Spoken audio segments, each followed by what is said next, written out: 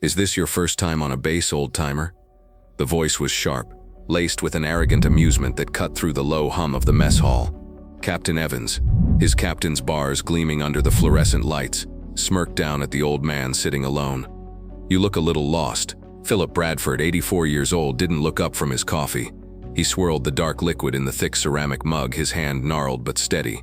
His eyes, the color of a faded sky, remained fixed on the small vortex he created. The captain, flanked by two younger lieutenants eager to mirror his confidence, exchanged an impatient glance. "I'm talking to you," Evans pressed, his voice a little louder now, drawing the attention of a few nearby tables. "This area is for active duty personnel. Let me see some identification." He said it with the casual authority of someone who had never been truly challenged. He wore his uniform like a costume of importance, a shield of rank that made him feel 10 feet tall. The mess hall on a Tuesday was a symphony of controlled chaos. The clatter of trays, the scrape of chairs, the murmur of hundreds of conversations about training schedules, weekend plans, and the dry chicken cordon bleu. But around Philip's small table, a pocket of silence was beginning to form. Young airmen, forks paused halfway to their mouths, watched the unfolding scene with a mixture of curiosity and discomfort. Captain Evans, basking in the attention, leaned forward, placing his palms flat on Philip's table. The thud made the coffee cup jump. "ID, now, or I'll have security forces show you the front gate." His tone was no longer amused. It was a command, a petty flex of power in his own small kingdom of formica tables and steam tray lunches. Philip finally looked up. His gaze wasn't angry or fearful or even annoyed. It was calm, measured, and carried a weight that seemed to momentarily unnerve the captain. Slowly, deliberately, Philip reached into the pocket of his worn red leather jacket. The jacket was an ancient thing, cracked and faded in the way only time and hard-won experience can achieve. It smelled faintly of engine oil and winter air. He pulled out a simple, well-worn leather wallet.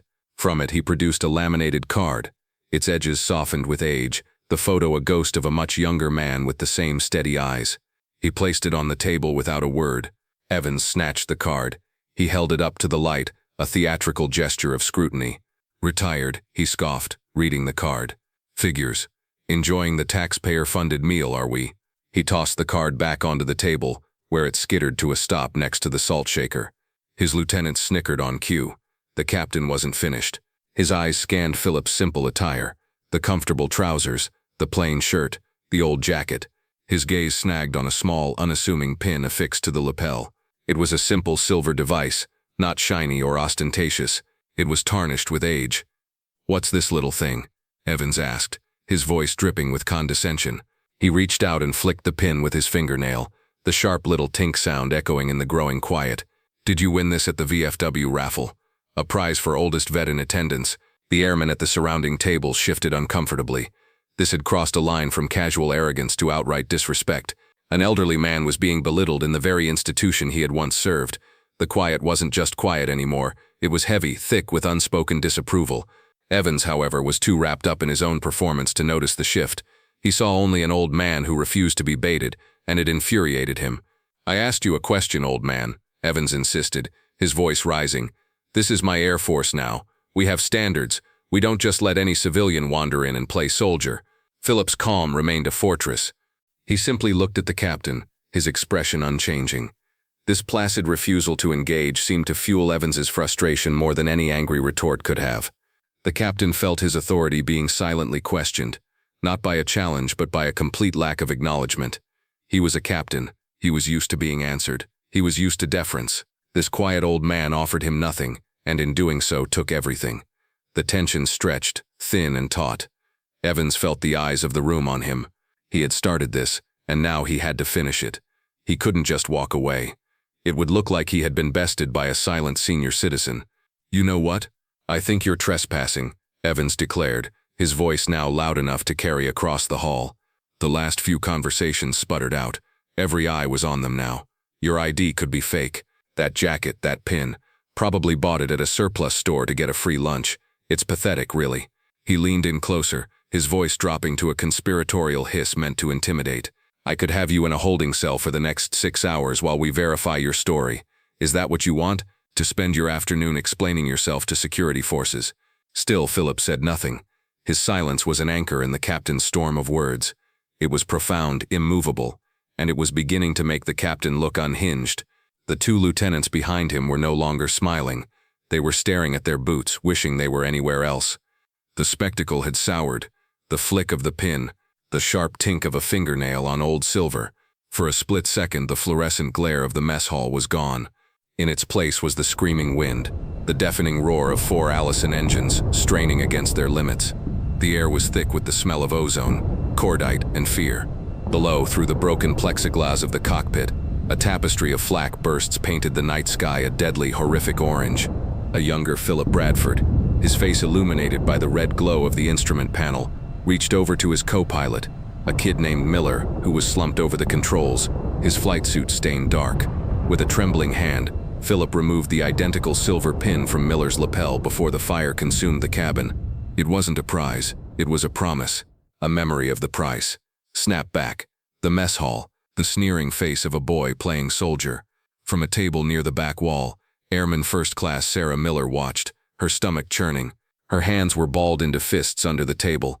She knew Captain Evans by reputation, arrogant, demanding, and insecure. But this was different. This was cruel. The old man in his quiet dignity reminded her of her own grandfather, a Vietnam vet who rarely spoke of his service but carried himself with that same unbreakable calm. She saw the flick of the pin, heard the captain's mocking words, and felt a surge of protective anger. She couldn't confront a captain directly, that would be career suicide. But she couldn't do nothing. Her grandfather's voice echoed in her memory. There's always a right way to do the right thing. Discreetly, she slid her phone from her pocket, keeping it below the level of the table. Her fingers flew across the screen. She didn't dial 911. She didn't call security forces. She navigated to the base's internal directory and found the number for the wing command section. She pressed the call button and lifted the phone to her ear, turning her body away from the central drama. A calm, professional voice answered. 12th Air Wing Command. Staff Sergeant Davis speaking. Sergeant, Sarah whispered, her voice tight and urgent. This is Airman Miller. I'm in the main mess hall at Falcon's Landing. What's the situation, Airman? There's an incident. Captain Evans from Logistics he's publicly harassing an elderly veteran. Sarah took a breath, trying to keep her voice steady. It's getting really bad. The captain is threatening to have him arrested. Understood, Airman. Can you get the veteran's name? Sarah squinted, trying to see the ID card still lying on the table. I think so. The captain threw his ID back on the table. Let me try to see. She stood up, pretending to stretch, craning her neck. The angle was bad. Just a second. She walked as if heading for the drink station, her path taking her just close enough to steal a glance at the table as she passed. The name on the faded card was clear for a brief moment. She walked on a few more paces before speaking into the phone again, her back to the scene. Sergeant, she said, her voice barely a whisper now. The name on the ID is Bradford, Philip Bradford. There was a pause on the other end of the line. Not a long one, but a beat of pure, unadulterated silence. When Staff Sergeant Davis spoke again, the calm, professional tone was gone.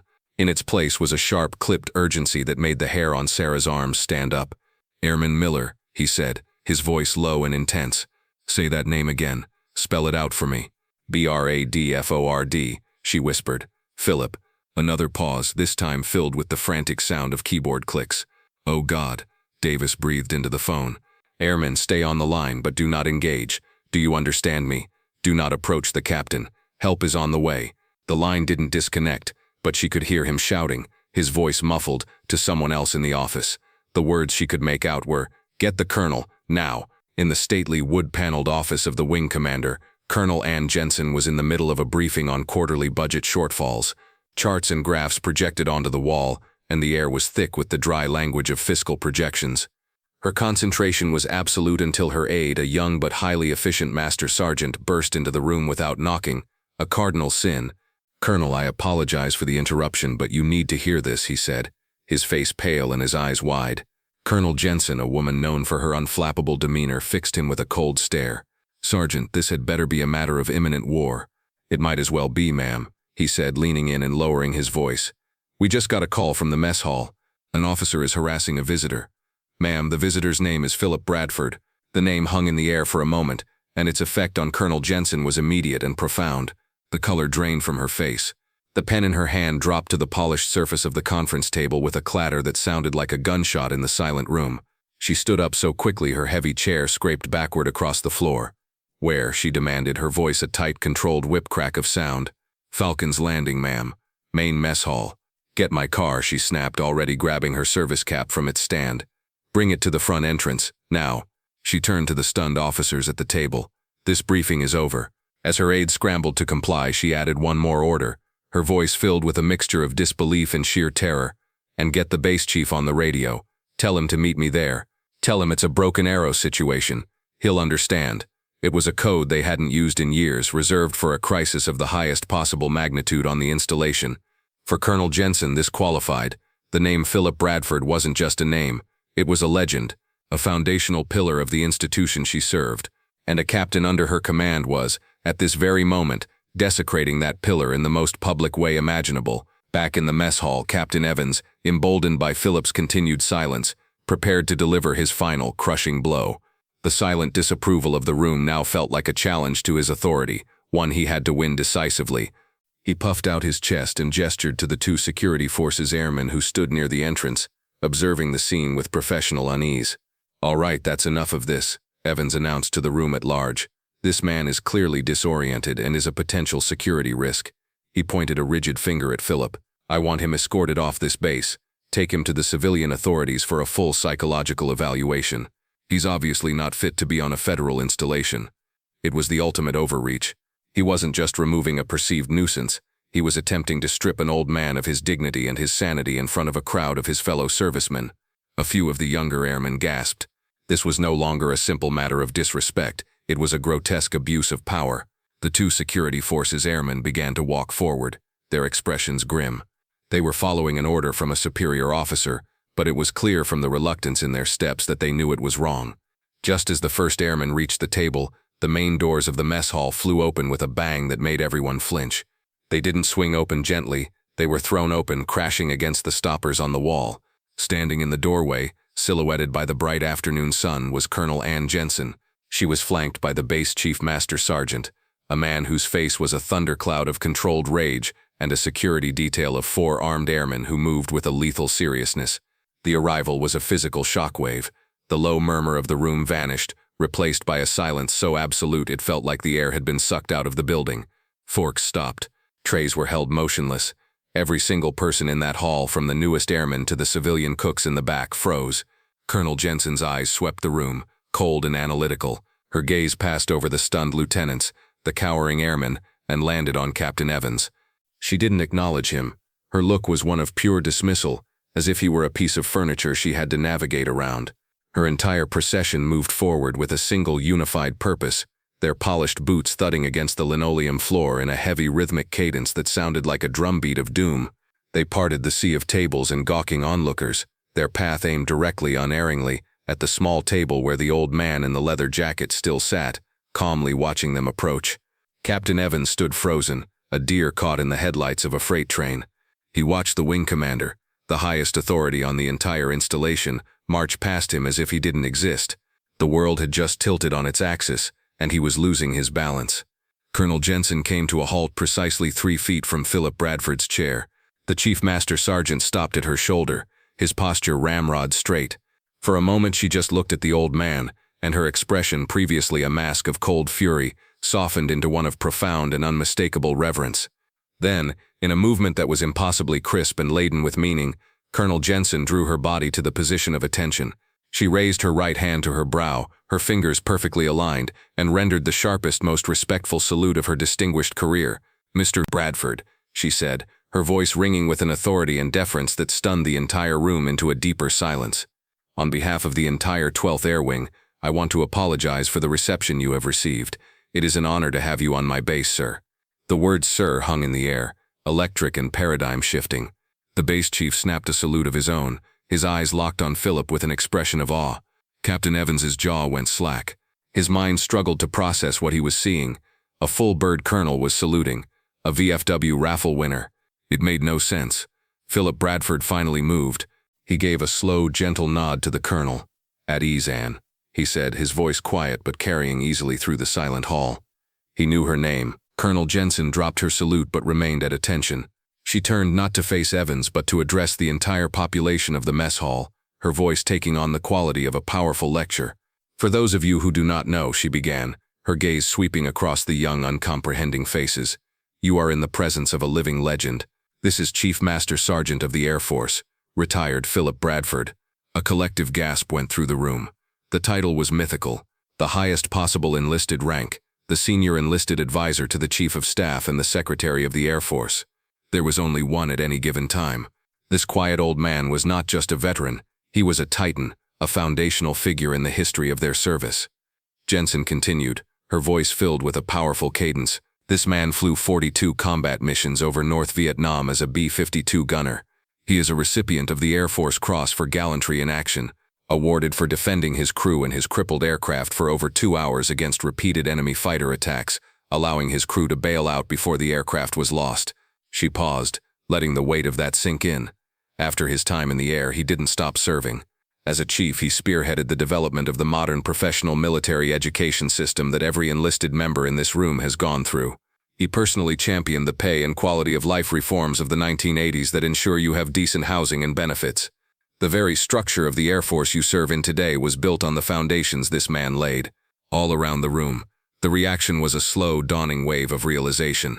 Young airmen, one by one, then in groups, began to stand up. It wasn't an order. It was a spontaneous magnetic pull of respect. Soon, every service member in the room was on their feet, their eyes fixed on the unassuming old man in the leather jacket. The shame on the faces of the two lieutenants who had stood with Evans was palpable. They looked like they wanted the floor to swallow them whole. Only then, after establishing the legend, did Colonel Jensen finally turn her icy, controlled gaze upon Captain Evans. The full weight of her command authority descended upon him. Her voice was not loud, but it was the coldest, sharpest thing in the room, a weapon honed by years of leadership. "Captain," she said, the single word dripping with contempt, "you are relieved of your duties, effective immediately. My aide will escort you to my office. You will wait there for me. You will not speak to anyone. You will not touch your phone. Is that understood?" Evans, his face the color of ash, could only manage a choked, "Yes, ma'am." He looked as if he had been physically struck. But before the aide could take his arm, Philip Bradford finally spoke, his voice raspy from disuse but clear as a bell in the quiet hall. "Colonel," he said gently, raising a hand, "let the boy be for a moment." Colonel Jensen paused, her expression questioning. Philip turned his calm, ancient eyes on the disgraced captain. There was no anger in them, no triumph, only a deep, profound sadness. "Son," Philip said, his voice soft, "that rank you wear on your collar, it isn't a crown. It's not there to make you feel big or to give you power over others." He tapped his own chest where a ghost of stripes from decades past seemed to reside. "Rank is a weight, it's a burden you carry on your shoulders for every single airman you are responsible for. Their well-being, their growth, their lives, that is the weight. You should feel it every morning when you get dressed. The moment it starts to feel light is the moment you are no longer fit to lead." He looked down at the small silver pin on his lapel that Evans had mocked. "This," he said, "this is just a reminder of the price of failing to carry that weight properly." The screaming wind, the burning plane. A young Philip is on his knees in the dark, smoky fuselage. He is trying to get his co-pilot, Miller, out of his seat. But it's no use. Miller is gone. The fire is everywhere. "I'm sorry, kid," Philip whispers, his voice breaking. He takes the pin from Miller's lapel. It's hot to the touch. It's a promise to remember, a symbol of the ultimate weight of leadership, the names and faces of those you couldn't bring home. It wasn't a trophy of valor. It was a scar, a heavy silver scar. The fallout for Captain Evans was swift and silent. There was no public court-martial, no grand spectacle. His career simply ended. After a blistering, one-sided conversation in Colonel Jensen's office, he was reassigned to a windowless room in the base records department, tasked with digitizing archived supply manifests from the 1970s. It was a clear and humiliating message. You are no longer a leader. You are an administrator of the past. Within 6 months, his resignation was quietly accepted. The more significant change, however, was institutional. Colonel Jensen, deeply shaken by the incident, mandated a new addition to the base's officer professional development program. It was a 2-hour block of instruction on military heritage and the responsibilities of leadership taught by the base chief master sergeant himself. The centerpiece of the course was an anonymized case study about a young, arrogant captain and a quiet, unassuming legend in a mess hall. It became a cautionary tale, a powerful lesson in humility that spread to other bases. The story of what happened at Falcon's Landing became a quiet part of Air Force lore. A few months later, a man in simple civilian clothes was pushing a shopping cart through a local grocery store. He was thinner, and the arrogant swagger was gone, replaced by a quiet reservation. As he rounded the corner of the canned goods aisle, he saw him. Philip Bradford was standing there, intently studying the labels on different brands of soup. The man, the former Captain Evans, froze. His heart hammered in his chest. He could have turned, walked away, and Philip would have never known. But he didn't. He took a deep, shaky breath and walked forward. "Mr. Bradford?" he said, his voice barely a croak. Philip turned, his calm eyes showing a flicker of recognition. I'm Daniel Evans," he stammered, feeling foolish for even saying his name. "I was the captain in the mess hall." It was hard to get the words out. The shame was still a fresh, raw wound. "I never had the chance to properly apologize. What I did was inexcusable. There is no excuse. I was arrogant, and I was cruel, and I am so sorry." Philip Bradford looked at the humbled young man for a long moment.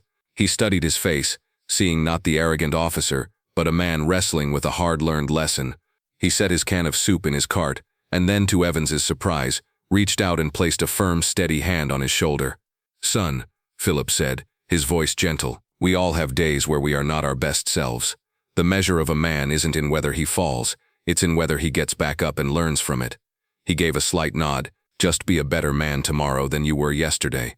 That's all any of us can do." He squeezed Evans's shoulder once, then turned back to the soup. The conversation was over. For Daniel Evans, it was the beginning of a long road.